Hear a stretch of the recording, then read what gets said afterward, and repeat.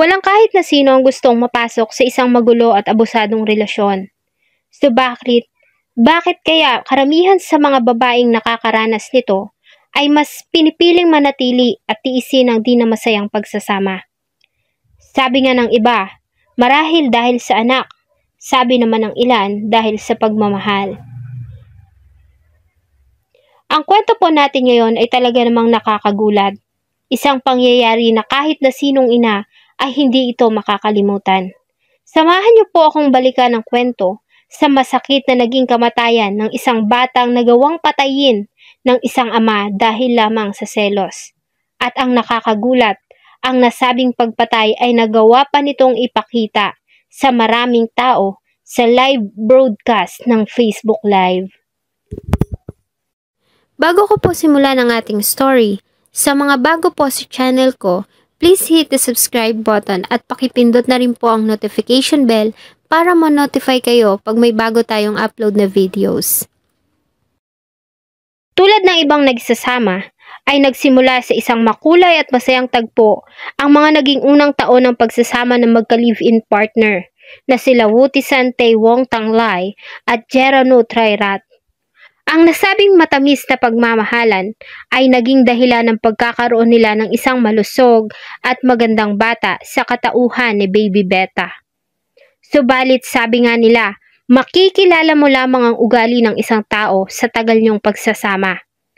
Ang masaya kasing relasyon ay unti-unting sinira ng pagiging abusado ni Tae. Isa sa mga ugali nito ay ang pagiging seloso, na siyang naging dahilan ng malimit nilang pag-aaway. Ayon kay Jeranu, noong April 24, 2017, ng alas 3 ng madaling araw, ay nagkaroon sila ng pagtatalong mag-asawa. Chinek umano ni Tae ang kanyang cellphone. Subalit hindi na nito sinabi sa otoridad kung ano ba ang nakita nito doon na maaaring siyang naging dahilan ng labis na pagkagalit nito. Ayon kay Jeranu, ay tinakot siya nito na papatayin.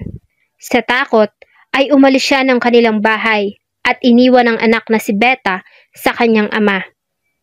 Sa kanyang pag-alis ayon kay Jeranu ay hindi siya mapakali at tila ba kinukutuban na may masamang mangyayari.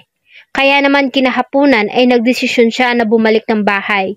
Subalit wala doon si Tae at ang anak. Sinubukan niya itong tawagan sa cellphone para sabihing umuwi na, subalit hindi ito sumasagot. Hanggang sa isang video ang napanood ng kanyang pinsan kung saan ay naka-live ang kanyang kinakasama habang kinukuhaan nito ang anak na si Beta. Ang mga sumunod na pangyayari ay talaga namang kahindik-hindik. Sa nasabing live video ay napanood ni Jeranu nang talian ni Tae ang anak sa leeg at saka ito inihulog sa gusali.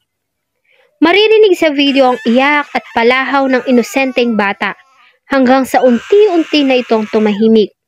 Maya-maya pa ay hinila na ni Tae ang wala ng buhay na katawan ni Baby Beta.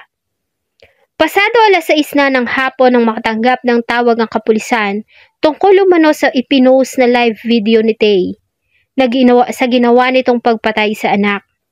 Agad silang tumugon sa nasabing tawag at hinanap ang kinaroroonan ng mag-ama base sa lugar na nasa video.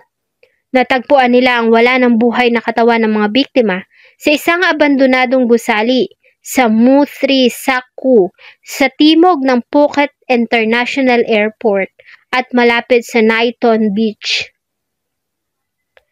Ayon kay Kisana Pathanacharian, ang deputy police spokesman, ang video ay tumagal ng halos 4 na minuto at ito ay inere ng alas 5:45 ng hapon.